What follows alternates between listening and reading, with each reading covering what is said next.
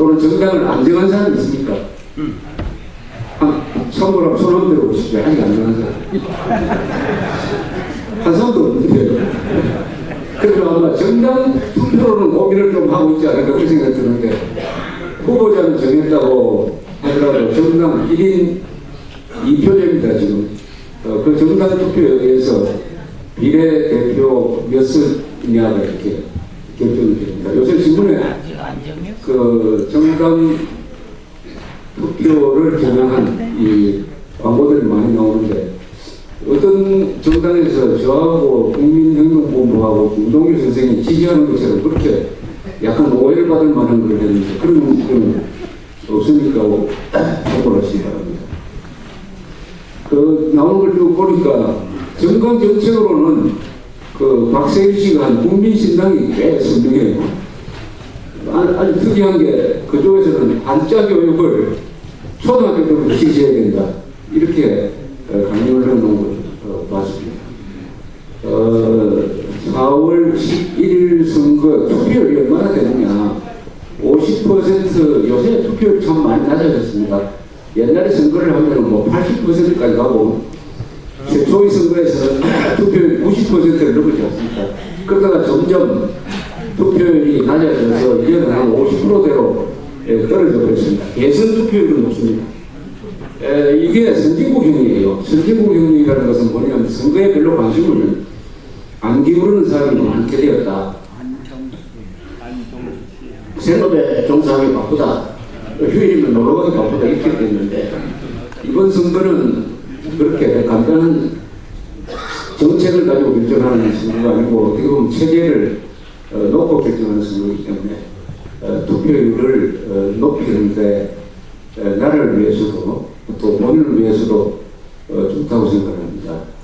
이 투표율 성향에 대해서 대충 예측하는 데이터를 전번에 제가 소개를 해드렸는데, 거기를 보면은 50세 이상이 5% 정도, 4% 줄어들고 20대, 30대가 11%가 늘어가지고, 그 합산을 하면 약 15%의 투표율이 변화가 있다. 이 15%는 새누리당에 불리한 것일 것이다, 이렇게 예상을 했습니다. 그 뒤에 다시 선관위가 예측조사를 한 걸 보니까 연세드신 분들의 투표 참가율이 그 전보다는 약간 높아졌습니다. 투표에 가겠다는 사람들이, 연세드신 분들이 많아졌습니다. 거의 4월 1일 현재인데, 그 추세를 보면은 아마 연세드신 분들의 투표율이 당초 걱정했던 것보다 많이 높아질 것 같습니다. 젊은 사람들의 투표 참가율은 여전히 아주 강세예요. 그리고 그런 데 따라서 이 선거 구조적으로는 새누리당이 상당히 크게 지는 걸로 나왔는데, 최근에 한 일주일 사이에 여론조사를 종합한 보도를 또 요약을 하면은 이제는 참패는 아닐 것이다. 그리고 아주 드물게 일당이 되는 가능성도 배제할 수 없다. 아주 드물게. 그러나 다수는 민주당이 일당이 될 것이다. 뭐 이런 예측을 지금 하고 있습니다. 민주당하고 진보당을 합쳐서 과반수를 차지할 가능성이 많다는 전망은 상당히 많아요. 이렇게 본다면은 이번 4월 11일 선거 이유가 상당히 결정이 됩니다. 아직 이 국회의원 선거가 왜 예측하기 힘드냐? 과거 여론조사에서 정확하게 맞은 적이 한 번도 없습니다. 출구조사까지도 안 맞아요. 출구조사까지도. 첫째는 이 지역구가 너무 많기 때문에 하나하나 일일이 정확하게 조사하기가 어렵다는 사실입니다. 그리고 요새는 휴대전화로 조사하는 것과 직전화로 조사하는 것의 성향이 크게 다르게 나와요.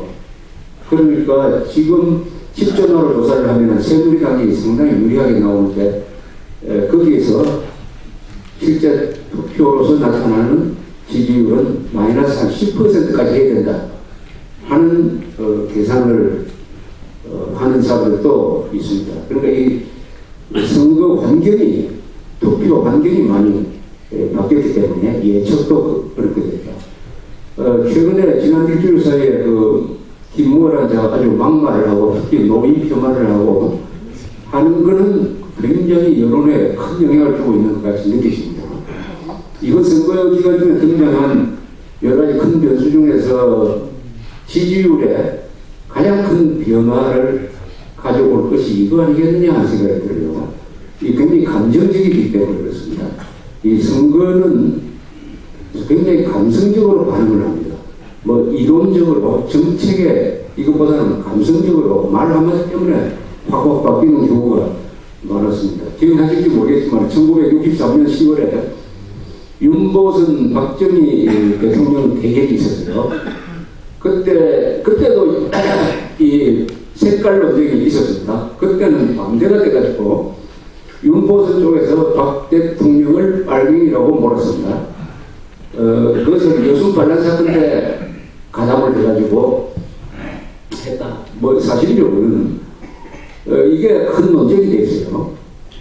그랬을 때 윤보선 쪽에 선거 유세를 하던 어느 사람이 김모라는 사람이 경상도에 빨갱이가 많다 뭐 이런 이야기를 한 적이 있어요. 이게 아주 선거에 큰 영향을 줬습니다. 그래서 15만 6천 표 차이로 박 대통령이 마지막에 이겼죠. 그때는 무슨 지역 갈등 같은 게 없어가지고 압도적 표가 어디서 나왔느냐 하면 경상도와 전라도에서 이 박정희 후보 지지가 많고 도시 서울권에서는 윤보선 지지가 많았습니다. 보통 말 한마디가 선거를 좌우하는 경우가 있는데 이번에 뚜껑을 열면은 아마 이 막말이 어떤 영향을 주었을지 알 수 있을 것이라고 생각합니다. 이 좌경화는 바로 저지를 의미합니다. 한국 사회가 좌경화되었다는 의미는 한국 사회가 저질화되었다는 의미입니다. 왜냐하면 좌경 세력, 공산주의 세력, 종북 세력, 이 사람들의 말과 행동, 글 쓰고 하는 것에 한마디를 하면 이게 저질입니다. 저질. 그런데 저질을 부끄러워하지 않아요. 오히려 저질을 상품화합니다. 저질을 상품화해요. 저질을 풉니다. 과도하게 그럴 필요 없을 것 같은데 자기가 저지르는 것을 자랑스럽게 내세워요. 왜 그렇게 하느냐? 국민들도 저지르라고 생각합니다. 내가 저지르면 국민들은 고질이기 때문에 내가 당하겠다고 생각하면 그렇게 나올 수 없는데 그 사람들 눈에 비치는 대한민국 국민은 저질이에요. 이런 욕설을 하면은 오히려 통크다, 시원하다 해가지고 찍어줄 거라고 생각을 했는데 또 이번 선거를 보면 그럴지도 모릅니다. 그자가 당선될지도 모릅니다. 캐릭터 던진 사람이 당선될지도 모릅니다. 간첩 사건에 연루됐던 후보자가 당선될지도 몰라요. 천안함 독침이 북한 소행이 아니라고 하는 사람들은 대거 당선될 것이 확실합니다. 그러니까 이번 선거는 후보자가 심판받는 선거이기도 하지만 동시에 국민이 심판받는 선거입니다. 국민이 심판을 받는 거예요. 우리나라 국민들의 수준이 어떤 거냐. 즉 투표를 통해서 우리 국민 수준을 스스로 자백하는 선거니까 이번 선거를 통해서 여러 가지를 우리가 확인할 수 있을 것이라고 생각합니다. 사람들하고 감정도 옮기고 악을 보면 분노해야 되니까 욕설이 나올 수가 있습니다. 욕을 할 수가 있어요. 제가 여러분 이야기했지만 truman 대통령이 6.25 남침 소식을 들었을 때 그 욕을 안 했으면 우리가 지금 김정일 치하에서 살고 있어요. 그 개새끼들을 어떤 수를 쓰더라도 막아야 합니다. 해가지고 스승없이 스노우 비치, 선스 오브 비치 그 개새끼들이라고 했기 때문에 우리가 살아있으니까 그것은 위대한 욕설입니다. 대한민국 사회. 그런 욕설은 좋아요. 아니 좋은 정도가 아니라 바람직합니다. 근데 요새 문제가 되는 것은 왜 이게 문제냐? 욕설도 이거 이념적인 것입니다. 욕설도 이념입니다. 그 김용민이라는 자가 김일성, 김정일, 김정은을 상대로 그런 욕을 했으면 이렇게 욕을 묻겠습니까? 욕을 먹어야 할 사람한테 욕을 하면은 그건 괜찮아요. 김일성, 김정일, 김정은한테는 욕 한마디 하지 않고 오늘의 한국을 만든 노인 세대, 대한민국이란 나라, 그리고 미국을 상대로 욕을 한다 이게요. 때문에 종북적 요격이기 때문에 그게 나쁜 거 아닙니까? 요게도 이념이 있는 겁니다. 요게도. 그러니까 악당을 보고 욕하는 걸 누가 말립니까? 박 대통령이 미친 계획은 몽둥이가 약이다고 했을 때 그 너무 욕 심하게 했다고 비판하는 사람이 있습니까? 이 욕설의 뒤에 있는 이념은 친북 반미죠. 친북 반미. 친북 반미를 욕설에 담아서 했기 때문에 저게 문제가 있다. 이념은 욕이기도 하고 세상 한국에서 일어나고 있는 모든 현상은 이 이념을 통해서 들여다보면 그 문제의 본질이 정확하게 알 수 있다. 이 욕설까지도 이념적으로 관찰하는 것이 옳은 파악할 방법이다 하는 것을 우리가 그도 확인할 수 있다고 생각을 합니다. 요새 나온 책 중에서 아주 관련되고 있는 책이 하나 있어요. Why Nations Fail이라는 책입니다. 왜 국가는 실패하는가? 이게 MIT 교수하고 하버드 교수가 공개를 했어요. 왜 나라가 실패하느냐? 왜 실패 국가가 되느냐? 실패 국가 연구예요. 그런데 이 책이 하도 여러 신문에 오픈이 돼서 제가 하나 사서 보다가 아주 기분 좋은 걸 느꼈습니다. 이 책 딱 펴면은 왼쪽에 이 책을 요약해서 선전하는 게 나오는데 거기에서 바로 실패 사례를 북한으로 들고 성공 사례를 한국으로 들었어요. 그래서 요 두 나라의 차이를 아는 게 바로 실패 성공 국가의 원리를 찾아내는 가장 좋은 방법이다. 이렇게 본문에 들어가 보니까 또 이 남한과 북한을 비교하는 게 아주 여러 번 나와요. 그러니까 이 사람이 연구하는 하나의 틀이 남북한 비교예요. 왜 그렇게 했습니까? 딱 들어맞아요. 이 연구하는데 실패 사례, 성공 사례를 연구하는데 남북한 비교하면 딱 들어맞아요. 첫째, 똑같은 조건에서 출발한다. 동일한 민족이다. 같은 민족이다. 같은 민족. 민족이 다르다는 사람은 이 비교하는데 어렵지만 같은 민족이고 같은 조건에서 출발했는데 60몇 년이 지나니까 이렇게 차이가 났다. 한쪽은 천국이 되고 한쪽은 지옥이 되고 평균 수명이 16년, 남자 평균 키가 한 17cm 차이가 났다. 왜 이렇게 차이가 나느냐 하는 것을 저는 한쪽은 자유가 없고 한쪽은 자유가 있기 때문이다 라고 설명을 했는데 이 사람은 조금 더 이것을 학문적으로 발전시켜서 그 실패와 성공의 원인을 두 가지 단어로 설명을 하고 있어요.